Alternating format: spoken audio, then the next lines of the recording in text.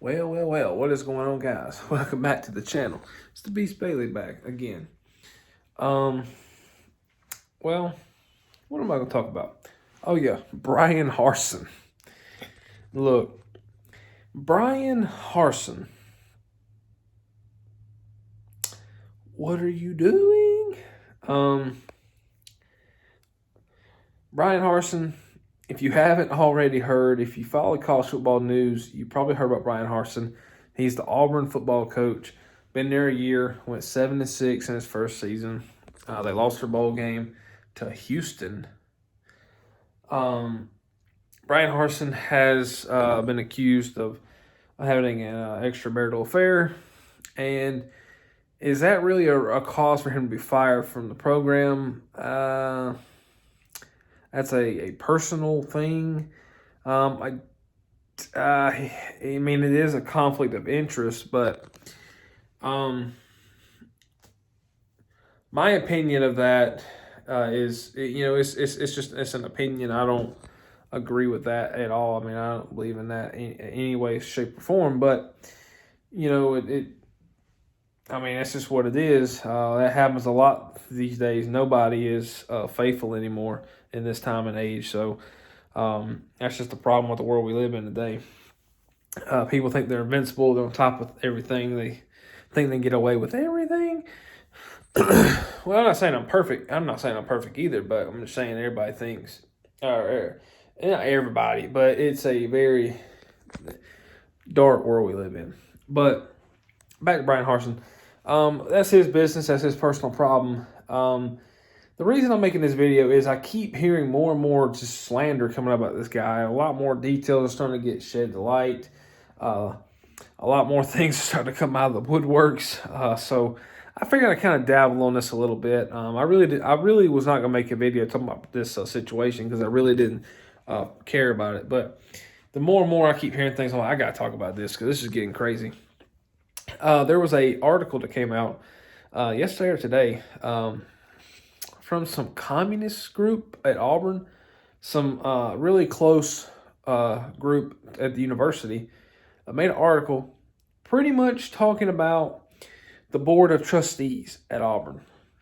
The Board of Trustees pretty much rejected Brian Harsin from talking to them because they said it would not have been a good idea. It was not in their best interest for Brian Harsin to talk to the Board of Trustees. Excuse me. What? The head coach of your football program wants to talk to you about the program and how it's going forward, and you don't want to talk to him? What?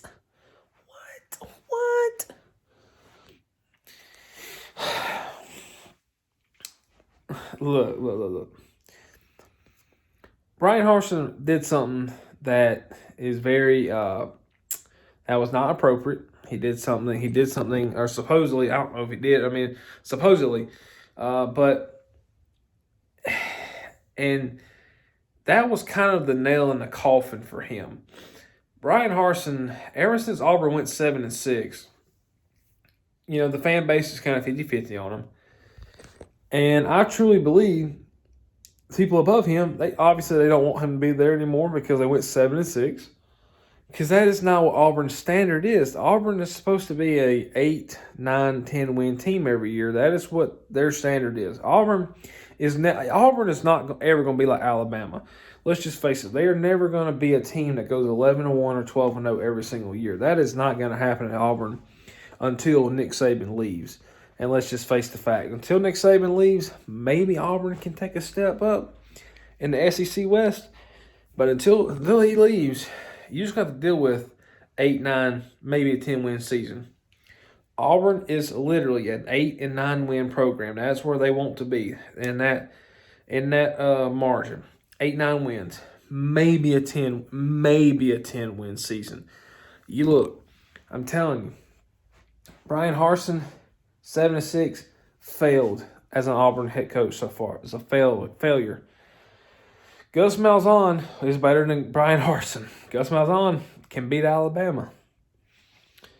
Brian Harsin almost beat Alabama. Almost, but not quite.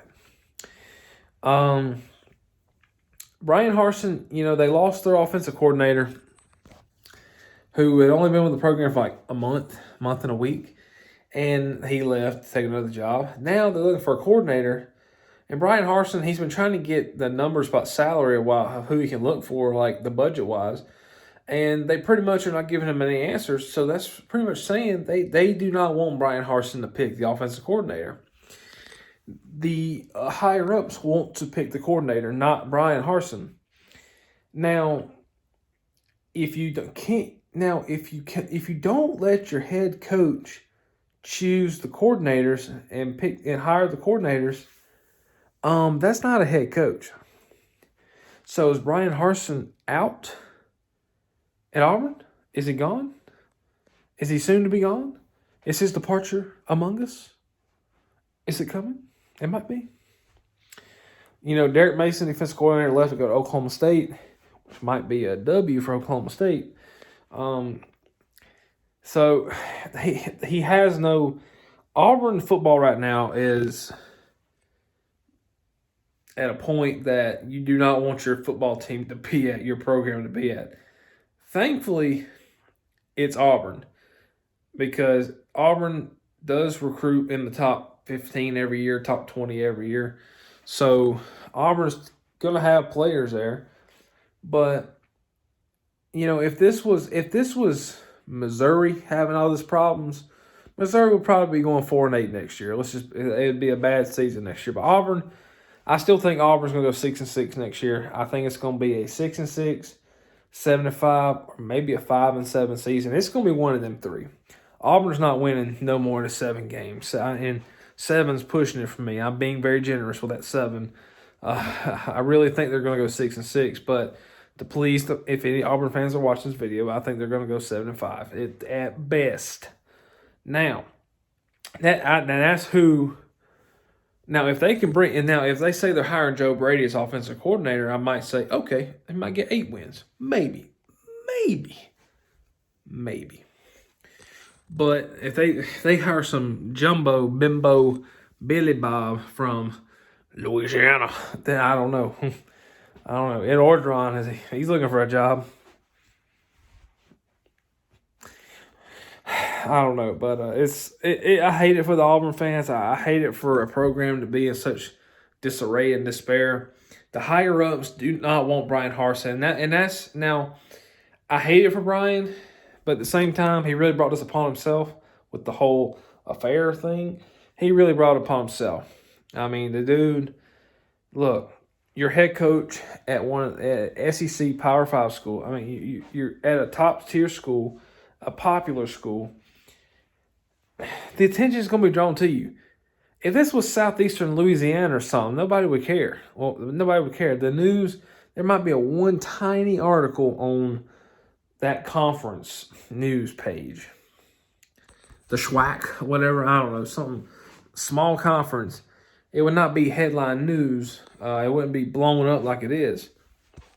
And the reason it's getting blown up, and this is why I feel bad for Brian, is because I know what it feels like to be trying to reach out to somebody or to be asking for help from higher ups, and then they will not help you. They will not listen to you. They don't take you seriously.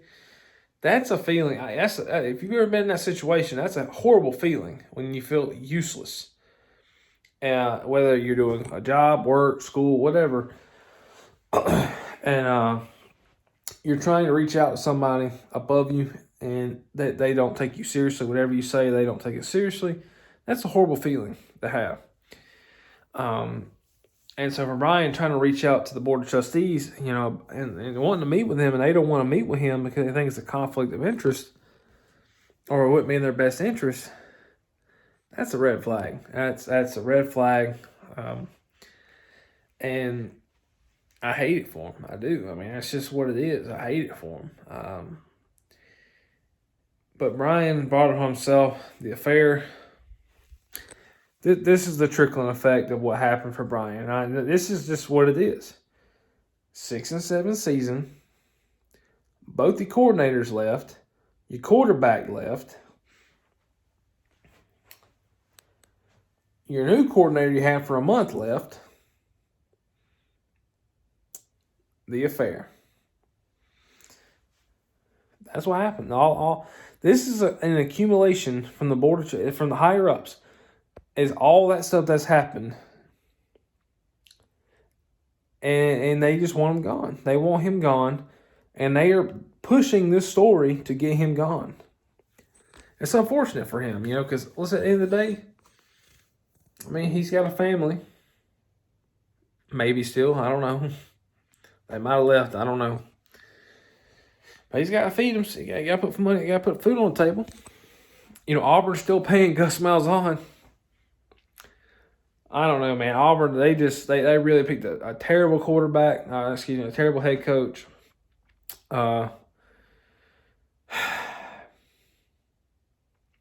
This is going to set. I mean, Auburn. We'll see what happens. I don't know what's going to happen. I don't know how close Brian got with the players.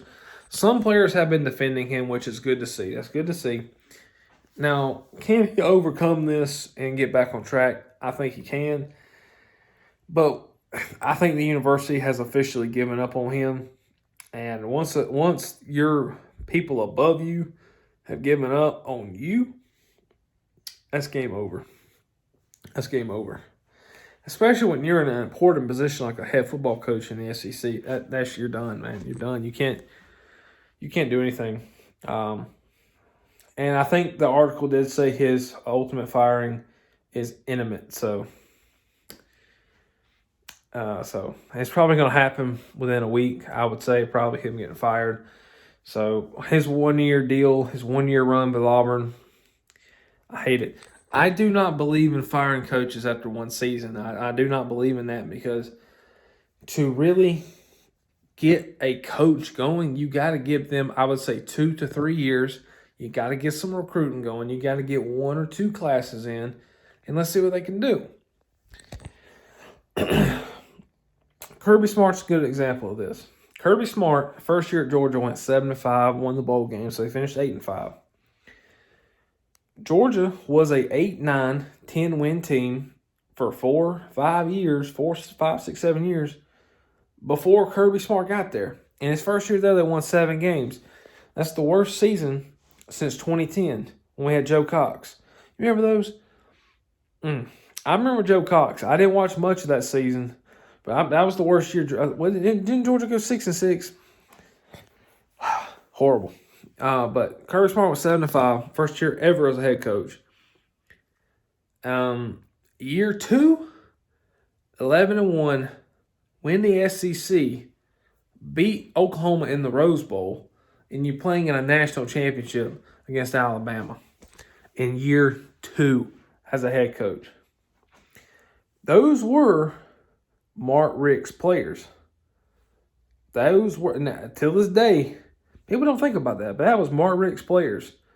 That was Mark Richt's players out there in that national championship game.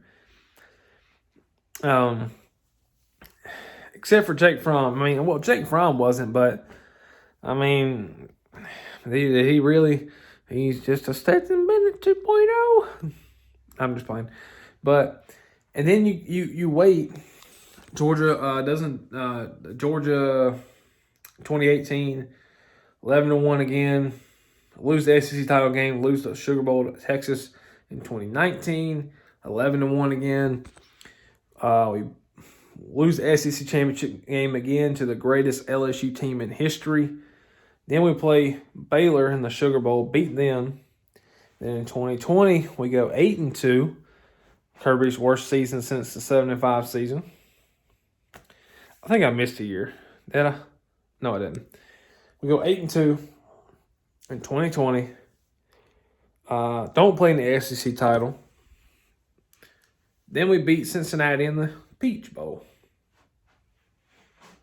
Okay. 2021 rolls around. Georgia goes 12-0. gets a mollywop by Alabama in the SEC title game, turns around and relays the favorite to Old Michigan in the Orange Bowl in the playoff, and then wins the Natty. National champions, baby. So, now those are Kirby Smart's players. So, Kirby Smart did lead a team to Natty in his second year with a whole nother coach's players. Everything. But, let's see, 18, 19, 20, 21. But, was it 5 seasons later, 4 or 5 seasons? So, 18, 19, 20, 21. So, 4 seasons later, he goes back to the national championship and accomplishes it. So, you got to give a coach time. Now, is Brian Harsin Kirby Smart? No, he's not. Look,